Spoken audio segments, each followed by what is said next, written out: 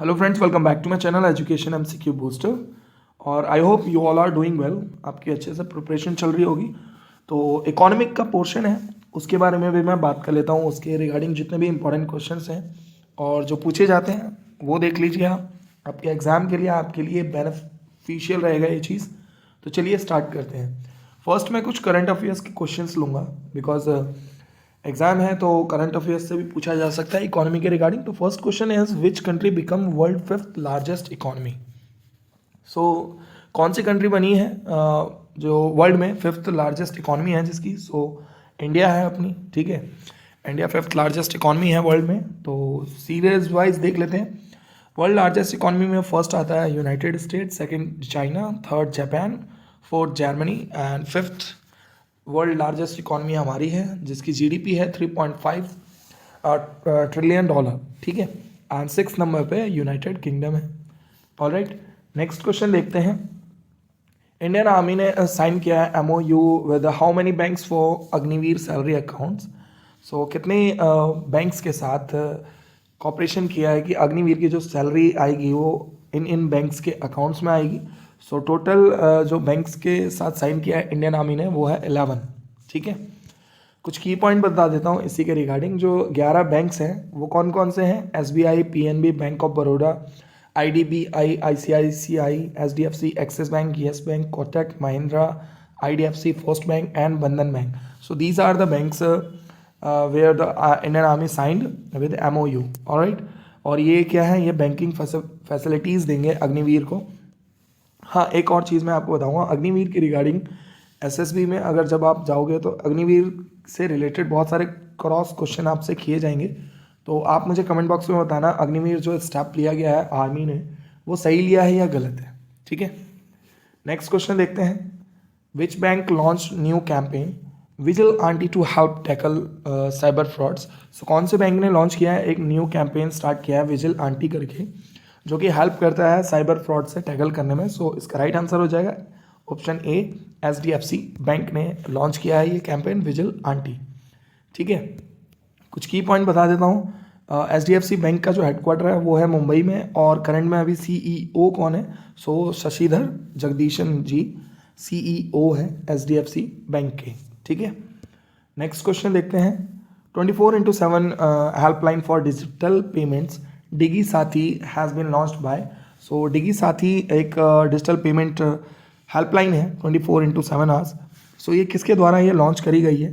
सो इसका right answer हो जाएगा ऑप्शन सी, आरबीआई, ठीक है। आरबीआई ने इसको लॉन्च किया है, उसके द्वारा लॉन्च किया गया है डिगी साथी। कुछ की पॉइंट बता देता हूँ। डिगी साथी जो है ये फॉर डिजिटल पेमेंट इंक्वायरीज़ के लिए है, और क्योंकि डिजिटल पेमेंट्स इतने हो रहे हैं तो जो भी यूज़र्स हैं उनको प्रॉब्लम फेस करनी पड़ती है, ठीक है। सो उसी के लिए ये जो डिगी साथी है ये लॉन्च किया गया है digital payments. Toll free number भी है, ये देख लीजिए आप। सो इसकी भी हेल्प ले सकते हैं आप। नेक्स्ट क्वेश्चन देखते हैं। Padma payment system has been launch for which of the following. So Padma payment system launch किया गया है इनमें से किसके द्वारा? So Indian Coast Guard is the right answer. Indian Coast Guard ने पद्मा पेमेंट सिस्टम लॉन्च किया है, और पद्मा की फुल फॉर्म जो है वो है payroll automation for disbursement of monthly allowances. Alright, और ये एक सेंट्रलाइज पेमेंट सिस्टम है। नेक्स्ट क्वेश्चन देखते हैं। Which is the first company to offer digital payment to non internet users. So कौन सी इनमें से कंपनी है जिसने ऑफर किया है डिजिटल पेमेंट जो नॉन इंटरनेट यूजर्स हैं, जिनके पास छोटे वाले फ़ोन हैं, ठीक है, उनके लिए? सो इसका राइट आंसर हो जाएगा ऑप्शन बी, बीपीसीएल, ठीक है। बीपीसीएल ने ऑफर किया है voice based digital payment facility उन लोगों को देने के लिए जो फॉर भारत गैस कंज्यूमर्स हैं, ताकि वो बुक कर सकें अपना एलपीजी सिलेंडर। और पेमेंट कैसे करेंगे वो? थ्रू टेक्स्ट मैसेजेस, जैसे कि यूपीआई 123 पे। ऑलराइट, और ये लॉन्च किया गया है आरबीआई के through for non smartphone users के लिए। ये सारे के सारे इंपॉर्टेंट हैं और करंट अफेयर्स से रिगार्डिंग है, इसलिए मैंने इनको इंक्लूड किया है। अब हम बात करते हैं वन लाइनर क्वेश्चंस, जल्दी से रैप अप कर लेते हैं। तो फर्स्ट क्वेश्चन यहाँ पे है, plan economy for India was book written by. So plan economy for India ये बुक लिखी गई थी किसके द्वारा? ये एग्जाम में पूछा गया क्वेश्चन है। सो इसका राइट आंसर हो गया एम विश्वेश्वरैया, ठीक है। नेक्स्ट है the money supply in India is control by, so जो मनी सप्लाई होती है इंडिया में वो उसको कंट्रोल किसके द्वारा किया जाता है, सो रिजर्व बैंक ऑफ इंडिया के द्वारा। Who was the chairman of first finance commission, ये भी पूछा गया क्वेश्चन है। सो फर्स्ट चेयरमैन कौन थे फाइनेंस कमीशन के, सो केसी नियोगी। नेक्स्ट है which is the oldest stock exchange in Asia, so सबसे ओल्डेस्ट स्टॉक एक्सचेंज कौन सा है एशिया का, सो वो है बॉम्बे स्टॉक एक्सचेंज। तो ये सारे के सारे इंपॉर्टेंट क्वेश्चन हैं, वन लाइनर है ताकि आप इजीली इसको लर्न कर सको, तो स्किप मत करना, ठीक है। आगे वाले पोर्शन बहुत सारे वन लाइनर इसमें इंक्लूड किए हैं मैंने। क्वेश्चन जो है which sector contributes the most income to India's economy, so यहाँ पे आपको 4 ऑप्शन दिख रहे हैं, ठीक है। सो कौन सा सेक्टर है जो सबसे ज़्यादा कंट्रीब्यूट करता है most income to India's economy में, सो इसका राइट आंसर हो जाएगा ऑप्शन सी टर्शरी सेक्टर, ठीक है। पिक्चर आपको देखने को मिल रही होगी कि प्राइमरी सेक्टर में जो होता है वो होता है agriculture, dairy, fishing and forestry. Secondary sector जो होता है वो मैन्युफैक्चरिंग इंडस्ट्रीज हो गई, जैसे car, clothes and furnitures etcetera. And tertiary sector जो है ये सर्विस सेक्टर होता है, जैसे कि मैं आपको की पॉइंट में समझा देता हूँ। टर्शरी सेक्टर जो है कि कंट्रीब्यूट करता है सबसे ज़्यादा मोस्ट इनकम इंडिया इकॉनमी के लिए, और there are many areas in this sector just like service sector हो गया, रियल एस्टेट हो गया, होटल हो गया, रेस्टोरेंट हो गया, टेलीकम्युनिकेशंस हो गए एक्सेट्रा, ठीक है। नेक्स्ट क्वेश्चन देखते हैं one liner. So reserve Bank of India was nationalise in the year, ये भी पूछा गया क्वेश्चन है, इंपॉर्टेंट है बहुत। सो रिजर्व बैंक को नेशनलाइज कब किया गया, सो इसका राइट आंसर हो गया 1949 में, ठीक है। पेपर करेंसी जो स्टार्ट करी गई इंडिया के अंदर वो कौन से साल में स्टार्ट करी गई, सो इसका जो राइट आंसर है वो है ऑप्शन 1861 में, ठीक है। नेक्स्ट क्वेश्चन जो है what was the old name of World Trade Organisation, ये भी इंपॉर्टेंट क्वेश्चन है, पूछा जाता है बार बार। सो पुराना नेम जो है वर्ल्ड ट्रेड ऑर्गेनाइजेशन का वो है गैट, इसकी फुल फॉर्म भी पूछी जाती है, so General Agreement on Tariffs and Trade. Next है the income tax in India was introduce by, so income tax जो इंडिया में इंट्रोड्यूस किया गया किसके द्वारा, सो इसका राइट आंसर है जेम्स विल्सन के द्वारा इंट्रोड्यूस किया गया इनकम टैक्स इंडिया में। नेक्स्ट क्वेश्चन देखते हैं which country emerge as a largest producer of sugar in the world, so कौन सी कंट्री है जो लार्जेस्ट प्रोड्यूसर है शुगर की इन द वर्ल्ड, सो इसका राइट आंसर हो जाएगा ऑप्शन ए इंडिया, ठीक है। कुछ की पॉइंट बता देता हूँ, जैसे कि ये सेकंड लार्जेस्ट, इंडिया जो है सेकंड लार्जेस्ट एक्सपोर्टर है शुगर की, ठीक है, ये चीज़ आप ध्यान रखना। And during session 2021 and 2022 India ने प्रोड्यूस किया 349 lakh million empty sugarcane, ठीक है। नेक्स्ट क्वेश्चन देखते हैं one liner. So how many languages are printed in Indian currency note, so हमारे पास नोट होता है, कभी आपने उसमें देखा है कितनी लैंग्वेजेस प्रिंट होती हैं इंडियन करेंसी में, सो 15 लैंग्वेजेस प्रिंटेड होती हैं इंडियन करेंसी नोट में। नेक्स्ट है which entity is responsible for the measurement of national income in India, so कौन सी संस्थान जो है वो रिस्पॉन्सिबल है मेजरमेंट करने के लिए नेशनल इनकम जो है इंडिया की उसको, सो इसका राइट आंसर है CSO सेंट्रल स्टैटिस्टिकल ऑर्गेनाइजेशन, और ये ACC 127 जो हुआ था अभी उसमें पूछा गया था। नेक्स्ट है who presented the first union budget of independent India, so जब हमारा देश आज़ाद हो गया था तो फर्स्ट यूनियन बजट किसने प्रेजेंट किया था, सो इसका राइट आंसर है RK Shanmukham Chetty, alright. Next है Amartya Sen won the Nobel prize for economic in which year, तो यहाँ पे ये भी पूछा जाता है कि नोबेल प्राइज इकोनॉमिक्स में किसने जीता है, सो अमर्त्य सेन ने, और कौन से साल में जीता है ये पूछा गया है यहाँ पे, सो 1998 में इनको नोबेल प्राइज इन्होंने जीता था इकोनॉमिक्स में, ऑलराइट। नेक्स्ट क्वेश्चन देखते हैं who was the first governor of RBI, so first governor भी कौन थे RBI के, सो इसका राइट आंसर है सर ऑसबॉर्न स्मिथ। नेक्स्ट है ये प्लानिंग कमीशन से है, ये भी इंपॉर्टेंट क्वेश्चन है, पूछा जाता है, सो एक्सो ऑफिशियो चेयरमैन कौन है प्लानिंग कमीशन के, सो इसका राइट आंसर है प्राइम मिनिस्टर होता है, ठीक है। Where is the headquarter of NABARD, NABARD से भी बहुत क्वेश्चन पूछे जाते हैं, इसकी एब्रिविएशन पूछी जाती है, इस टॉपिक को थोड़ा पढ़ लेना नाबार्ड से रिलेटेड, ठीक है।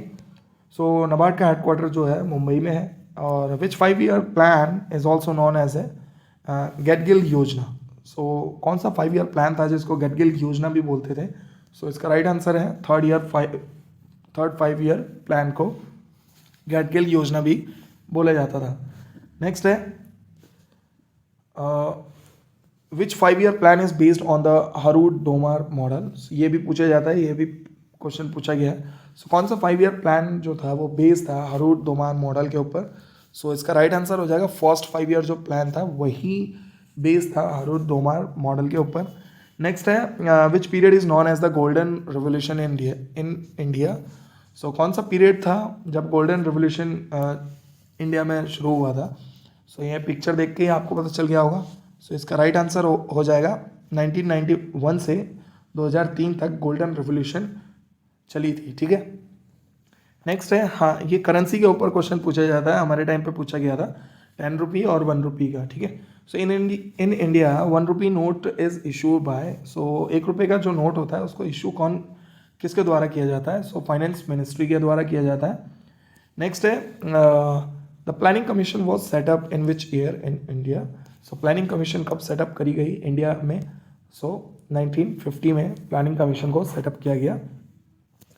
नेक्स्ट क्वेश्चन इज नेहरू महाल no base strategy is the base of which 5 year plan. ये भी है 5 ईयर प्लान से रिलेटेड पूछा ही जाता है हर बार क्वेश्चन। तो 5 ईयर प्लान को अच्छे से पढ़ लेना, ठीक है, उनके ईयर्स पढ़ लेना कब से कब चले थे और उनमें क्या क्या हुआ था मोटा मोटा। अगर आपको 5 ईयर प्लान ही मैं सजेस्ट करूँगा, इसके ऊपर मैंने एक वीडियो बना रखी है, वो जाके आप देख लीजिए, मेरी प्लेलिस्ट में पड़ी होगी एसएससी कैंडिडेट्स वाली प्लेलिस्ट में, ठीक है। सो ये जो नेहरू महाल नोबिस स्ट्रेटेजी जो थी वो बेस थी सेकंड 5 ईयर प्लान के ऊपर। नेक्स्ट है national Development council was setup in which year. So NDC कब सेटअप की गई थी, कौन से साल में। सो 1952 में नेशनल डेवलपमेंट काउंसिल को सेटअप किया गया। नेक्स्ट है who is called as the father of economics, ये भी पूछा गया क्वेश्चन है। सो फादर ऑफ इकोनॉमिक्स बोला जाता है एडम स्मिथ को। नेक्स्ट है the strategy of rolling plan was adopted during the prime ministership of. So उस टाइम प्राइम मिनिस्टर कौन थे जब स्ट्रेटेजी चल रही थी रोलिंग प्लान की वॉज अडॉप्ट करने की। सो मोरारजी देसाई जी थे उस time prime minister. Next question is the banking regulation act पास हुआ इंडिया में कब हुआ। सो 1949 में बैंकिंग रेगुलेशन एक्ट पास किया गया। नेक्स्ट है in India the reform policy was first introduced in which year. So जितनी भी पॉलिसी थी फर्स्ट इंट्रोड्यूस करना था उसको, सो कौन सा साल था वो 1991। नेक्स्ट है the headquarter of WTO World Trade Organisation का हेडक्वार्टर कहाँ पे है, ये भी पूछा जाता है। सो जेनेवा में है, याद रखिएगा आप लोग। और in which year World Bank को इस्टेब्लिश कब किया गया, ये भी पूछा गया क्वेश्चन है। सो वर्ल्ड बैंक को इस्टेब्लिश किया गया 1944 में। Next question is who sign on 10 rupee note. So 10 रुपये के नोट पे कौन साइन करता है। सो इसका राइट आंसर हो जाएगा गवर्नर, जो कि रिजर्व बैंक ऑफ इंडिया का। नेक्स्ट है नबार्ड, इसकी फुल फॉर्म पूछी जाती है नबार्ड की। सो इसकी फुल फॉर्म है nation bank for agriculture and rural development. ये चीज़ आप ध्यान रखना क्योंकि एग्जाम में पूछा जाता है। अब मैं कुछ आपको टाइप ऑफ टैक्सेस के बारे में थोड़ा बहुत ब्रीफ कर देता हूँ, ठीक है। जो टैक्सेस होते हैं वो डायरेक्ट टैक्सेस होते हैं और इनडायरेक्ट टैक्सेस होते हैं, ठीक है। और डायरेक्ट टैक्सेस जैसे कि कॉर्पोरेट टैक्स हो गया, इनकम टैक्स हो गया, ठीक है। और इनडायरेक्ट टैक्स जो हो गया वो sales tax, entertainment tax, service tax etcetera, ठीक है। जो डायरेक्ट टैक्सेस है इसके ऊपर क्वेश्चन इस तरीके से पूछा जाता है कि प्रॉपर्टी टैक्स जो है वो डायरेक्ट टैक्स है या इनडायरेक्ट टैक्स है। तो इसी की एक ट्रिक है जो मैं आपको बता देता हूँ डायरेक्ट टैक्सेस की याद करने की, कि vpro.in, ठीक है, vpro.in। वी से मीन्स वेल्थ टैक्स हो गया जो कि डायरेक्ट टैक्स है, प्रो से प्रॉपर्टी टैक्स हो गया, ये भी डायरेक्ट टैक्स हो गया, और इन से इनकम टैक्स, ये हो गया हमारे डायरेक्ट टैक्सेस। और इनडायरेक्ट टैक्सेस को याद करने की ट्रिक है excuse me with GST। EX से हो गया हमारा एक्सरसाइज टैक्स, और CU से हो गया हमारा कस्टम ड्यूटी का टैक्स, एंड SE जो है यहाँ पे उससे हो गया हमारा सर्विस टैक्स, और मी से हो गया हमारा मार्केट टैक्स, और GST तो अपने आप में ही एक टैक्स है। ऑलराइट, तो ये कुछ टैक्सेस थे, इसके ऊपर भी क्वेश्चन पूछा जाता है, अच्छे से कर लेना इसको लर्न। नेक्स्ट है कुछ मैं बता देता हूँ आपको goods and services tax GST के बारे में।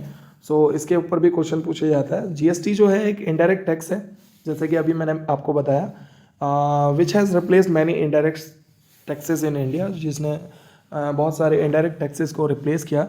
GST जो हमने बोरो करी है वो फ्रांस से बोरो की है, और GST जो पास की गई थी पार्लियामेंट में वो 29 मार्च 2017 में पास करी गई थी। और ये जो एक्ट है ये इफेक्ट में कब आया है? 1 जुलाई 2017 में। और इसका जीएसटी का जो मोटो है वो पूछा जाता है एग्जाम में कभी कभी। So 1 nation 1 market and 1 tax. Alright, next question देख लेते हैं। Imperial Bank of India was renamed as. So इनमें से कौन सा बैंक है जिसको इंपीरियल बैंक ऑफ इंडिया पहले कहा जाता था और उसका रीनेम किया गया, और इनमें से एक नेम रखा गया, वो भी कब? 1955 में।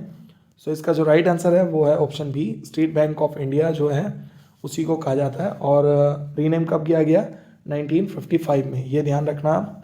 नेक्स्ट है, in which year was the Reserve Bank of India establish? जैसे कि अभी हमने आपको वन लाइनर में आपको बताया था।